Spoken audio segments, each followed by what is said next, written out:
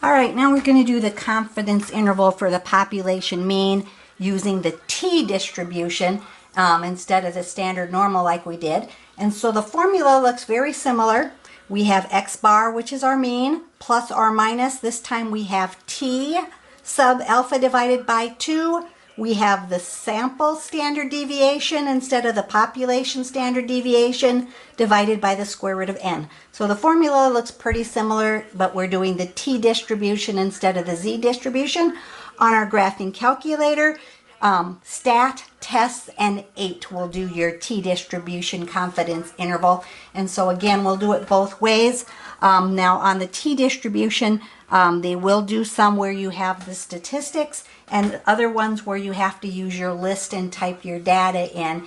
In this first one here, we have our statistics. And so if I just go through this one here, it says, suppose that a random sample of 19 adult U.S. males have a mean height of 71 inches with a standard deviation of 1.5 inches.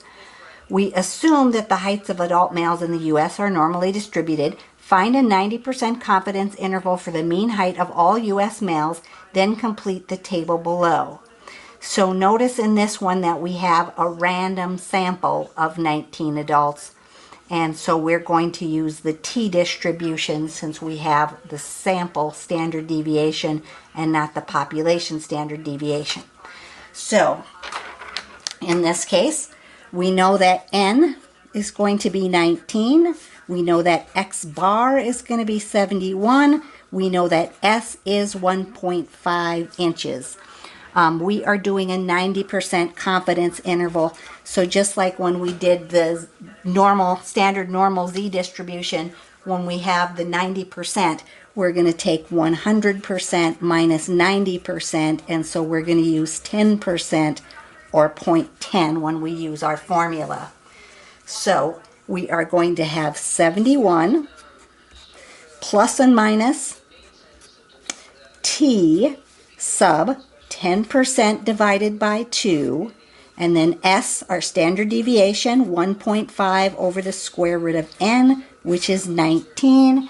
And so our formula is going to look like that. And so if I pop over here to Alex and bring up my Alex calculator here. Again, when I put that into my Alex calculator, I'm going to zoom in here a little bit. I have 71. I'm going to start with the minus, and this time I'm doing my t distribution, so I'm doing t sub 10% divided by 2. Oops, I forgot to do my degree of freedom. My degree of freedom is n minus 1, so 19 minus 1 is going to be 18 there.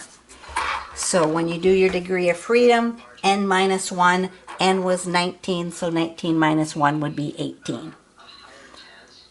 Then I'm going to have my parenthesis, and I'm going to have 1.5 divided by the square root of 19.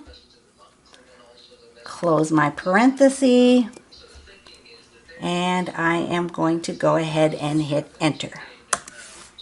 And so I got 70.40, so 70.4 would be my answer to 1 decimal place.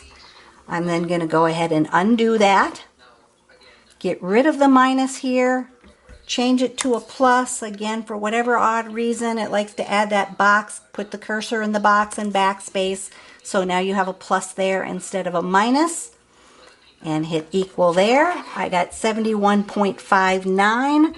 So I'm going to round that off to 71.6. And so again, keep in mind on this one, when I have my t sub, I have to do my degree of freedom.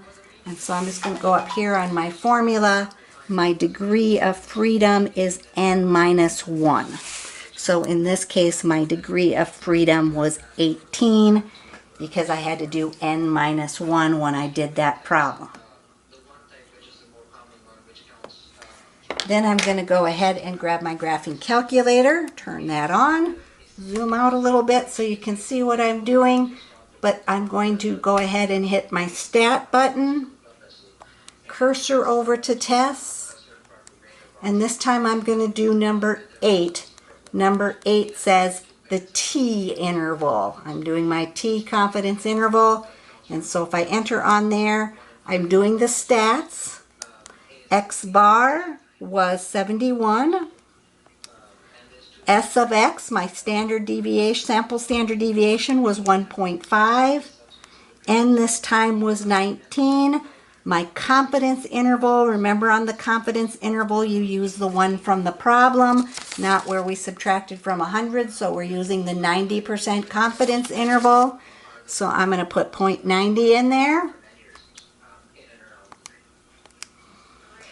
So I've got X bar 71, S of X is 1.5, N is 19, my confidence interval is 90. I'm going to go ahead and calculate that. And when I calculate that, you can see that my lower confidence interval is 70.4, which is what we got here.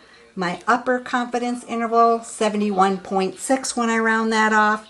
And so I got the same answer both ways when I did that problem. Now I'm going to go over here on Alex here and go hit more practice and see if I can find one that does the statistics instead of giving, or gives me the data instead of the statistics. So I might have to scroll through a couple problems here. There we go, I found one. All right, it says considering the following random sample of a diameter measurement in inches of 17 softballs. Again, since we're doing a sample, we use the T distribution instead of the standard normal. We have 4.3, 4.82, 4.86, 4.71, 4.72, 4.73, 4.81, 4.89, 4.79, 4.7, 4.75, 4.84, 4.7, 4.81, 4.77, 4.88, 4.9. If we assume the diameter measurements are normally distributed, find a 95% confidence interval for the mean diameter of the softball, then complete the table below.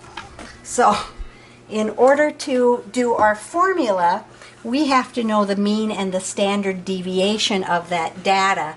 So you could add all those up and divide by 17 to find the mean, and you could use your formula to find the sample standard deviation, but probably since you're going to use your list anyway to check it with your calculator, you might as well use your calculator in order to find your mean and your standard deviation.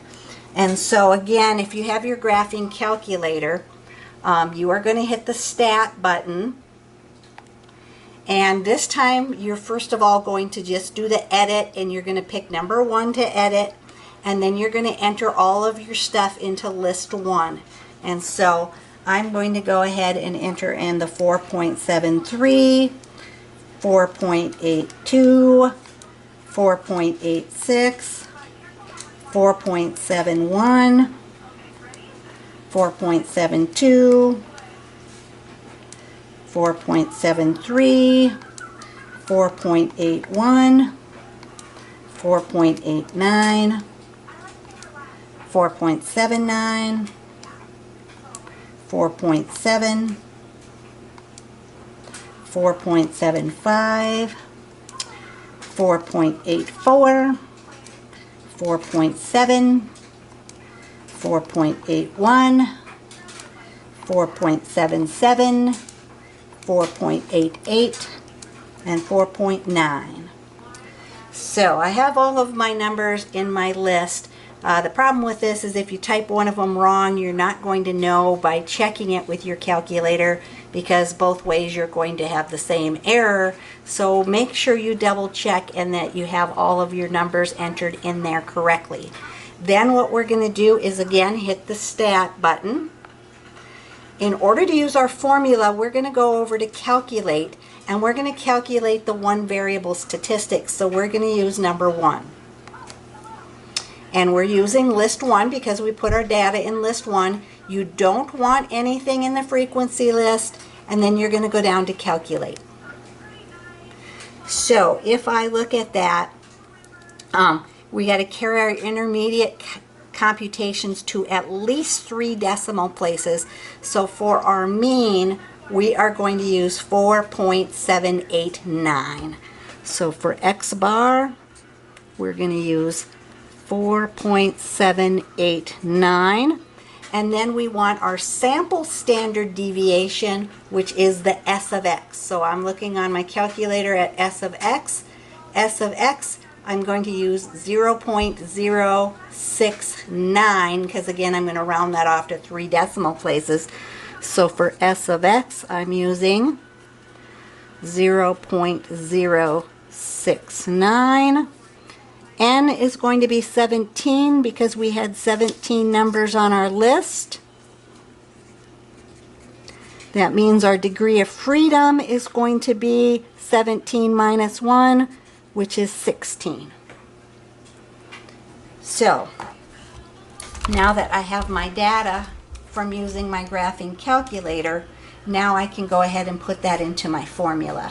So my formula, I'm going to do 4.789 plus or minus T sub. Our confidence interval, I didn't write that down, was 95%. So 100 minus 95 is going to be 5%. So 0.05. So 0.05 divided by 2. Oops, I forgot my degree of freedom. My degree of freedom is 16. Then I have my standard deviation, 0.069 divided by the square root of n. N was 17. And so my formula is sort of going to look like that, but we'll look at it on the calculator here on Alex. So if I go to my Alex calculator, zoom in a bit for you, we have 4.789. I'm going to do the minus first. T sub 0.05 divided by 2. My degree of freedom was 16. And then in parentheses, my standard deviation, 0.069 divided by the square root of n, and n was 17. And close my parenthesis there. And so I am going to then hit equals and round that off to 1 decimal place, or no, 2 decimal places on this one. So 4.75. So 4.75 would be my lower limit there. I'll go ahead and type that in there. 4.75. On this one it said round to 2 decimal places, so do be careful and watch to see if they change that on you. I'm going to hit undo again.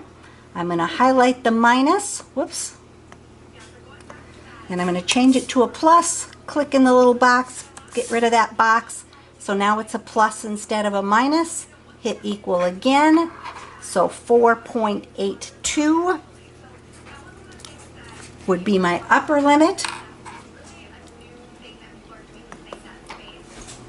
4.82. And then before I check that on Alex, I'm going to go ahead and use my calculator. I've already put my list in list 1. If I hit stat and hit 1 to edit, you can see all my numbers are still there in list 1. I don't have to retype them. So I'm going to hit stat again. This time I'm going to cursor over to tests, and I'm going to do number 8. Number 8 again was our T interval, so I'm just going to hit the number 8. But this time, instead of doing stats, I'm going to do data. So I'm going to cursor over to data and enter on the word data. Changes our thing a little bit. Wants to know where your list is. We put our list in list 1, so we're good there. Frequency, you're just going to leave at 1.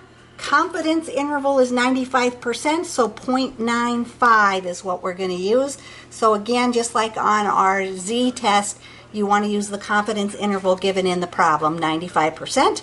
I'm going to go down to calculate and enter, and you can see that I got if I might put my calculator there, 4.75 for my lower limit and 4.82 for my upper limit, which is the same thing that I got when I use my formula. So if I look over here on Alex and I go ahead and I check that, you can see, yep, we got that one correct. So instead of having to do all the calculations when you have that list, you might want to just put it in your graphing calculator under list 1, and then do, once you have it in your calculator, go over to calculate and do your one variable statistics on that. List 1, frequency list is blank, and hit calculate, and then you can find your mean and your sample standard deviation. Make sure you use the sample standard deviation and not the population standard deviation, because you can see they are slightly different, and then you can use your formula. Otherwise, you can just hit stat, go over to tests, and do number 8, and then do your t-interval test using the data, since you already have the data typed in. All right, hope that helps out.